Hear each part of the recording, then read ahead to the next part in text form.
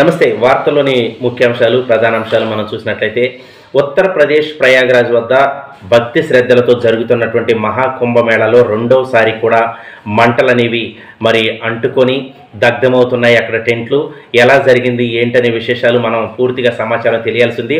Prayagraj sector 18 Shankaracharya మార్గులో అగ్ని ప్రమాదం అనేది సంభవించింది.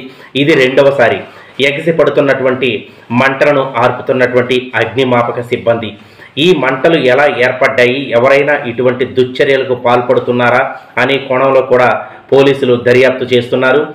ఎంతో భక్తి శ్రద్ధలతో వైభవోపేతంగా జరుగుతున్నటువంటి మహాకుంభమేళాలో వరుసగా రెండవసారి అగ్ని ప్రమాదం జరిగింది. ఇప్పటి వరకు ఎటువంటి ప్రాణహాని లేదని చెప్పేసి పోలీసులు తెలిపారు. ఆ మంటల్లో ప్రజల దుస్తులు మాత్రమే కాలిపోతున్నట్లు తెలుస్తోంది. ఎటువంటి ప్రాణ నష్టం అనేది జరగలేదని తెలుస్తుంది. దీనిపై పోలీసు వర్గాలు దర్యాప్తు చేస్తున్నారు. ఈ సంఘటన జరిగినప్పుడు ఆ పరిసర ప్రాంతాల్లో ఎవరెవరున్నారు అనే కోణంపై పూర్తి సమాచారం సేకరించనున్నారు పోలీసులు.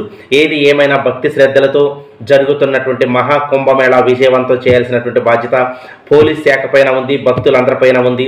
ఎటువంటి అవాంఛనీయ సంఘటనలు జరగకుండా విజయవంతంగా ఈ మహాకుంభమేళా జరిగేటట్లు ఉత్తరప్రదేశ్ ముఖ్యమంత్రి యోగి ఆదిత్యనాథ్, తర్వాత అదేవిధంగా చూసినట్లయితే దేశ ప్రధాని అయినటువంటి నరేంద్ర మోదీ గారు కూడా ప్రత్యేకమైనటువంటి చర్యలు చేపడుతూ క్షణక్షణం అబ్జర్వేషన్ చేస్తూనే విజయవంతంగా కోట్లాది మంది వచ్చినటువంటి మహాకుంభమేళాకు ప్రపంచవ్యాప్తంగా వచ్చినటువంటి కోట్లాది మంది భక్తులు త్రివేణి సంగమంలో స్నానాలు చేసి ఆ యొక్క దేవుని యొక్క కృపా కటాక్షాలకు లోనై విజయవంతంగా ఈ యొక్క కుంభమేళాని ముగించుకునే ముందు ఇలా జరగటం చాలా బాధాకరంగా ఉందని చెప్పేసి పలువురు భావిస్తున్నారు.